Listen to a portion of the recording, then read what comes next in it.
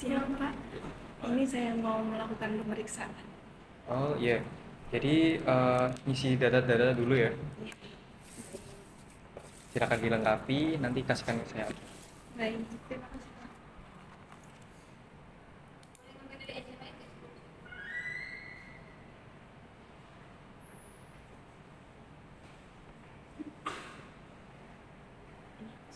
Oke, saya lihat dulu ya.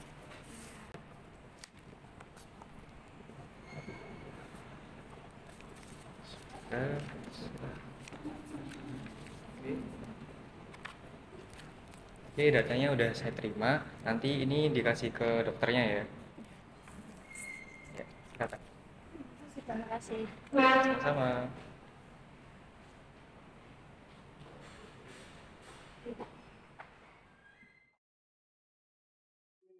Dulu ya. Pasien atas nama Windy ya? Iya dokter. Oke, selamat siang ya. Di sini keluhan kamu ada apa? Tangan saya beberapa hari ini sakit dok, habis itu kayak kebiruan habis jatuh dari tangga, terus itu kayak luka gitu. Jadinya saya khawatir kalau ada apa-apa. Jatuhnya udah beberapa hari yang lalu? Ya. 1 atau 2 hari? 2 harian. Dan lukanya itu munculnya kapan itu? Itu waktu itu malamnya, malam setelah jatuh. Iya. Terus ada keluhan lainnya mungkin di bagian panggul, mungkin waktu jatuh kena sesuatu atau ada nyeri di bagian lainnya? Tidak ada, itu waktu saya jatuh itu saya tumpu pakai ini, jadinya itu sakit. Boleh saya cek dulu ya? Di sini dan di sini sakit? Ya.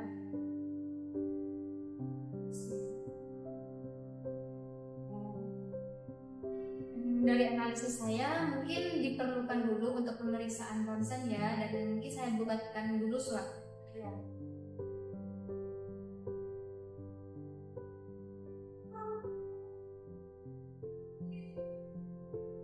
Nah selanjutnya adanya sama lainnya bisa pergi ke ruangan pemeriksaan ronsen di sebelah ini, dan setelah itu untuk konsul selanjutnya bisa dilakukan pada hari esok.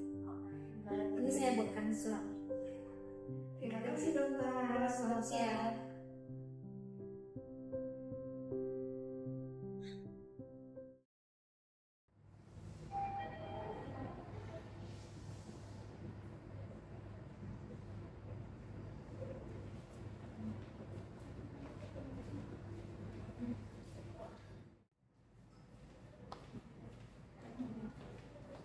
Kamu duduk dulu ya. Aku mau ngasih ini ke petugasnya dulu.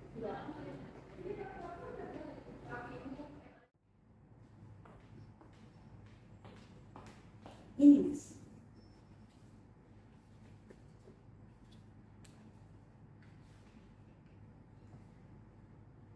Baik Mbak, ditunggu ya. Ya, makasih, Mas. Iya, sama-sama.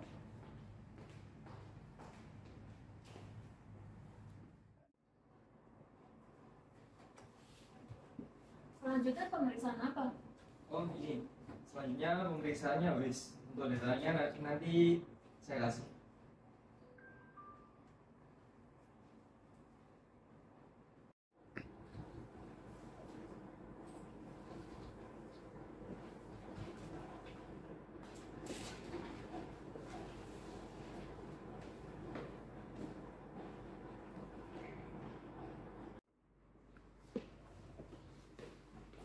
Ini untuk datanya. Iya, makasih ya. Ya.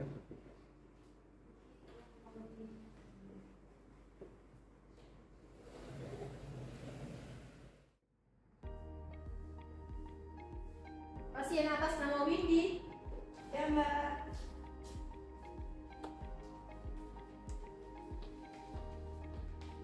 Sebelumnya saya izin konfirmasi data terlebih dahulu ya Mbak. Benar atas nama Windy Yulia? Iya. Usia 20 tahun? Iya. Domisili Sidoarjo? Betul. Sebelumnya saya izin bertanya, apakah sekarang sedang menggunakan benda-benda logam seperti jam tangan, gelang, ataupun cincin? Iya, kebetulan saya pakai jam tangan Mbak. Oh ya, bisa dilepas terlebih dahulu ya, kemudian dititipkan ke mbaknya.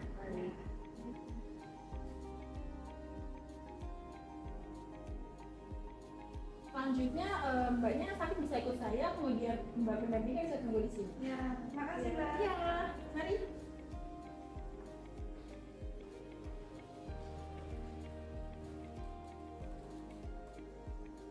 Silakan duduk.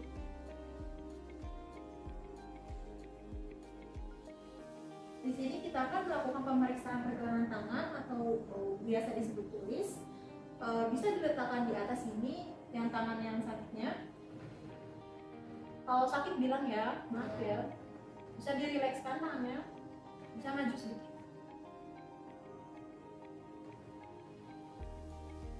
Bisa maju sedikit aja.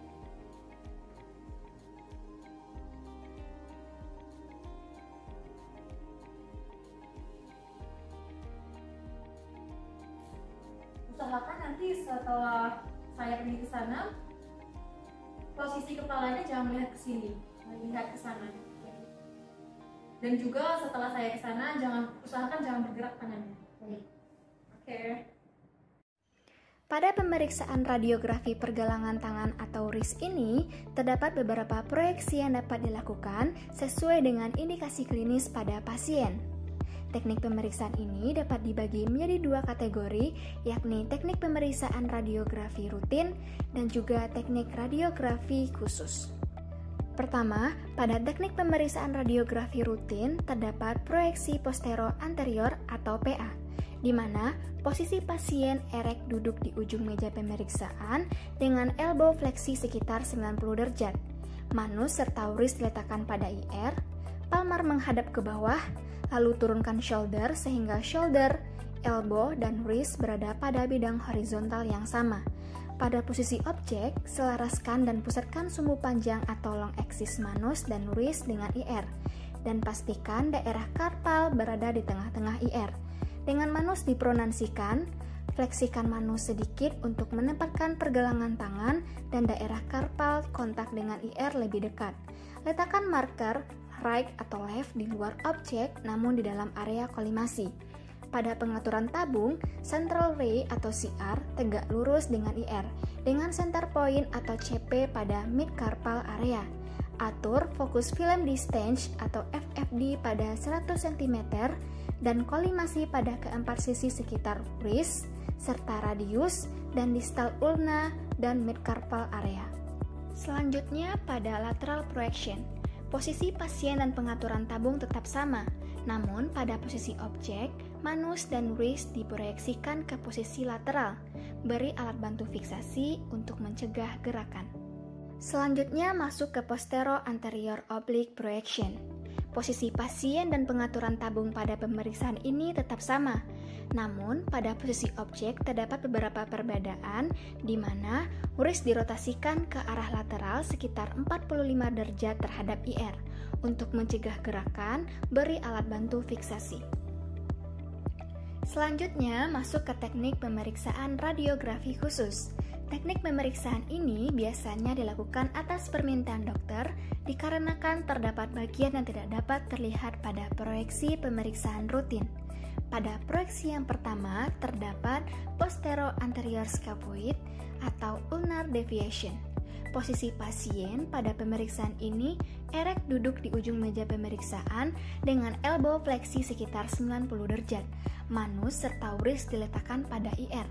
Palmar menghadap ke bawah, lalu turunkan shoulder sehingga shoulder, elbow, dan wrist berada pada bidang horizontal yang sama. Pada posisi objek, letakkan manus dan wrist dengan palmar menghadap ke IR.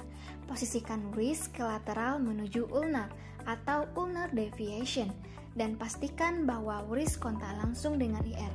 Lalu letakkan marker right atau left di luar objek namun di dalam area kolimasi.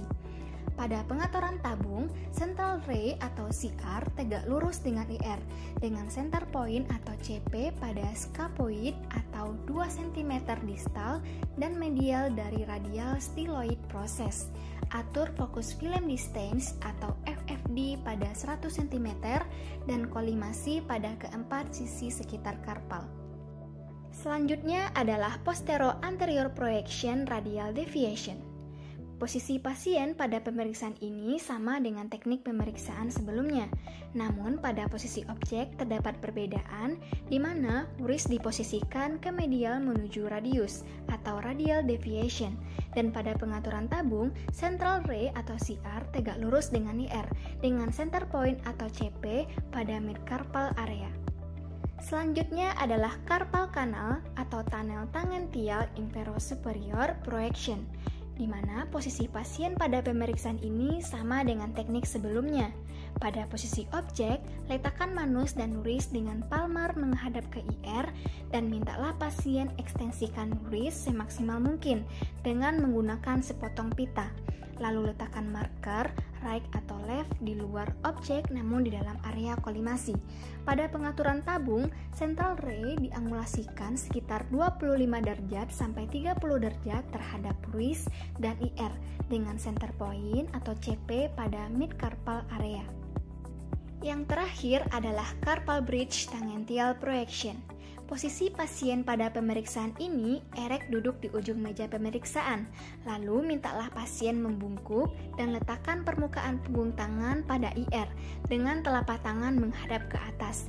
Pada posisi objek, pusatkan aspek punggung karpal ke IR, lenturkan pergelangan tangan secara perlahan sejauh yang dapat ditoleransi pasien, atau hingga tangan dan lengan membentuk sudut 90 derajat. Lalu letakkan marker right atau left di luar objek namun di dalam area kolimasi. Pada pengaturan tabung, central ray diangulasikan 45 derajat terhadap long axis lengan bawah dengan center point atau CP berada pada titik tengah distal lengan bawah atau sekitar 4 cm atau 1,5 inci proksimal sendi pergelangan tangan. Atur fokus film distance atau FFD pada 100 cm dan kolimasi pada keempat sisi sekitar karpal. KVP memiliki efek yang lebih besar daripada faktor lainnya pada paparan image reseptor. Hal ini dikarenakan mempengaruhi kualitas dan kuantitas sinar X. Dengan meningkatnya KVP, maka semakin banyak sinar X yang dipancarkan, dan sinar X tersebut memiliki energi yang lebih tinggi serta daya tembus yang lebih besar, sehingga lebih banyak berinteraksi dengan efek countdown dan menghasilkan lebih banyak radiasi hamburan yang mengakibatkan berkurangnya kontras gambar. Miliampere atau mA adalah arus yang mengalir dari katoda ke anoda tabung sinar X selama eksposi. mA yang dipilih menentukan jumlah sinar X yang dihasilkan, oleh karena itu mempengaruhi kuantitas radiasi. Perkalian dari miliampere atau mA dengan waktu paparan akan menghasilkan MAS. Nilai MAS menentukan jumlah sinar X yang masuk sinar utama dan akan mempengaruhi besaran energi radiasi sinar X total yang dihasilkan oleh tabung sinar X selama eksposi. Faktor eksposi yang digunakan adalah 53 kV, 160 mA, 20 ms, sehingga perkalian mA dan ms menghasilkan 3,2 MAS.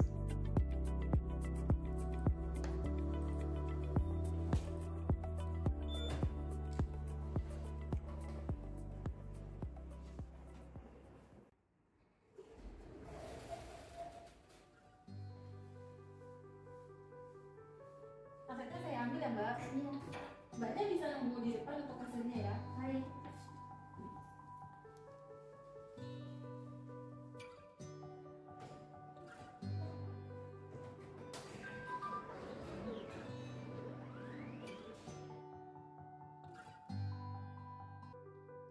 Identifikasi hasil citra pada WRIS PA ini menunjukkan visualisasi mid metakarpal, proksimal metakarpal, karpal, radius distal, ulna, sendi terkait, dan jaringan lunak pada WRIS seperti bantalan dan garis lemak. Interkarpal space tidak tampak terbuka karena bentuk yang tidak teratur menyebabkan superimpose. Sumbu panjang atau long axis manus, WRIS, dan lengan sejajar dengan IR. Posisi true PA dapat ditandai dengan adanya konkavitas yang sama di setiap sisi badan proksimal metakarpal, jarak yang hampir sama di antara metakarpal proksimal, dan terpisahnya radius distal dan ulna. Terdapat superimpose minimal di radio ulnal distal. Densitas dan kontras telah optimal dengan tidak adanya motion, menunjukkan batas jaringan lunak yang jelas seperti bantalan leak, serta batas tulang karpal yang tajam dan trabekula tulang yang jelas. Sehingga dapat disimpulkan bahwa hasil citra pada WRIS PA ini telah memenuhi standar diagnostik yang diperlukan.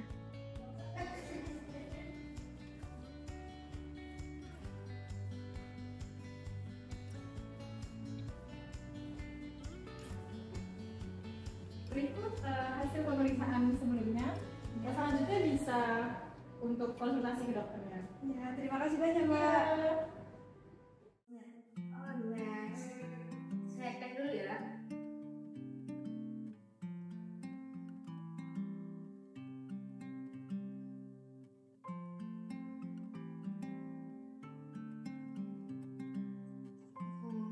Sesuai hasil dugaan saya pada analisis awalnya, saya mencurigai adanya patah tulang atau biasanya disebut dengan fraktur. Namun saya lihat di sini frakturnya tidak terlalu mengkhawatirkan, hanya sedikit saja. Dan insya Allah untuk beberapa minggu ke depan akan sembuh. Namun untuk menghindari retakan yang lebih parah lagi, mungkin adanya bisa menghindari dulu kegiatan-kegiatan yang bisa menyebabkan nyeri atau harus istirahat yang cukup dulu, dan kalau bisa penuhi nutrisi tubuhnya seperti minum susu, minum buah, dan makan sayur-sayuran. Nah, untuk selanjutnya saya akan bikinkan resep obat dan selanjutnya bisa pergi ke bagian farmasi ya.